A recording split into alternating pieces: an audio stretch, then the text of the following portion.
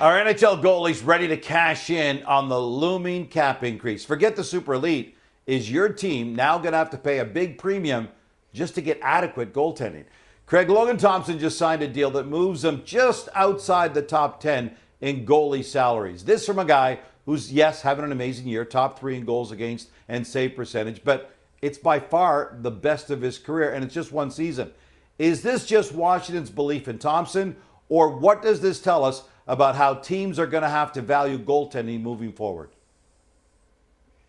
Well, let me answer the first question at the outset here. Yeah, I don't think there's any question that the Washington Capitals have belief in Logan Thompson, and he's having a fantastic season. Nobody can doubt that. I mean, he and Connor Hellebuyck have kind of separated themselves from the rest of the goaltenders in the National Hockey League with their performances this year.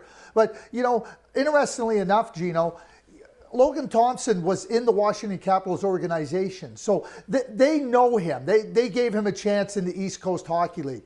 He played pretty darn well with the Vegas Golden Knights. Once the Vegas Golden Knights had said, hey, they were committing to Adin Hill, that led to the trade. So while there's not a long body of work or successful body of work, the body of work that Logan Thompson has exhibited in the American Hockey League before coming to the Vegas Golden Knights and being a starter there and helping them win a Stanley Cup, I think is enough to have that belief. Now we can start to talk about where Logan Thompson fits and how it changes the goaltending market. I'm not so sure it changes the goaltending market. We know the cap is going up, and that is going to have a significant impact on players at all positions in terms of more money available to them.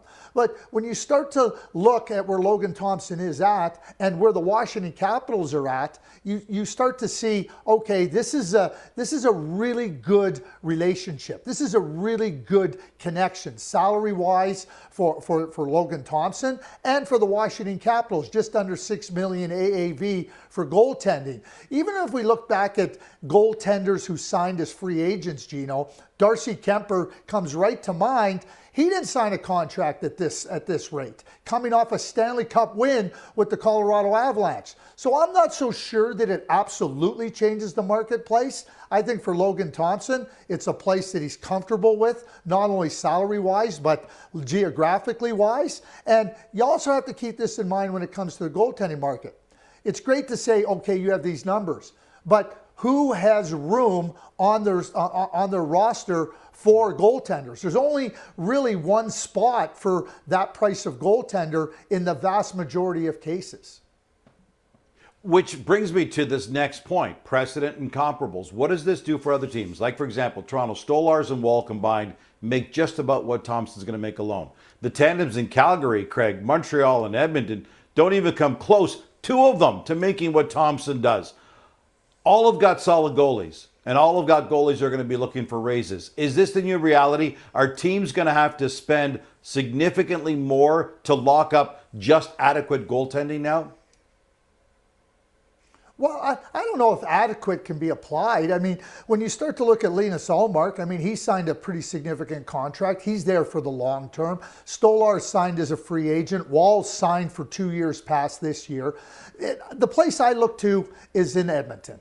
Stuart Skinner has shown that he's a really good, capable goaltender on a team that's contended for the Stanley Cup and continues to believe they can contend for the Stanley Cup. So when you ask the question about the salary cap rising, and now what is that going to do for Stuart Skinner? It's going to give him that opportunity to move into this space, whether it be the Logan Thompson space, whether it be the Mackenzie Blackwood space. I think they become really good comparables. I'm not going to play agent here, but I would imagine that Stuart Skinner's representatives are going to ask maybe for Jeremy Swayman money. Okay, fair enough. But for the Edmonton Oilers specifically now, how they manage their cap, the cap going up, now they have some wiggle room to be able to understand, okay, this is where Stuart Skinner fits salary-wise. And that's just reality, Gino. That doesn't have anything to do with adequate or how you grade a goaltender or what you think his future potential is.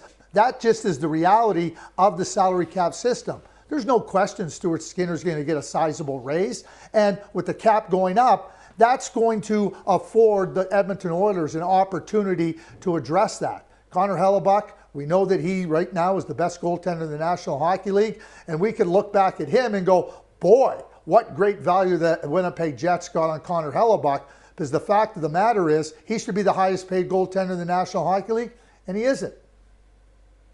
Are we seeing the middle class, though, for goalies come up now? Because the super elite, the Carey Price is the deal that he signed years ago, a super number. Hellebuck, a very strong number for the elite goaltending. Then in the past, we've seen the rest of the guys at about $3 million and below. And there really wasn't much between the $3 and the $10 million salaries. Are we going to see the middle class of goaltenders now potentially move up to the $5 or $6 million mark, which then means teams have less money to spend elsewhere? Is that where we're headed? Yeah, I think we are, Gino. I think the middle class is always going to raise salaries. The middle class of defenders, the middle class of forwards, that's where you see a rise up. And certainly it's going to be the same with the goaltending marketplace. But again, I can't emphasize this enough. There's 32 teams in the National Hockey League, and you're going to take one goaltender for the most part, in the vast majority of instances, that's going to take up your cap space. And you need a goaltender, you need good goaltending, and at times you got to bet on the potential, you got to bet on future productivity. We all know that every player is going to have to live up to the contract, and if they don't, then there's going to be question marks about it. But that's what teams have to do, and I think that regardless of who the goaltender is or isn't, you have to fit a goaltender's salary into your salary cap equation. Now, for the Washington Capitals, to have Logan Thompson, who's performing at an elite level at that number, I think that's a big win that gives them an opportunity to spend in other places. This has been a sore spot for me for a while, Craig, because after years of feeling undervalued when there just wasn't enough cap space, it looks like the cap ready to explode upwards means the goalies could be ready to cash in.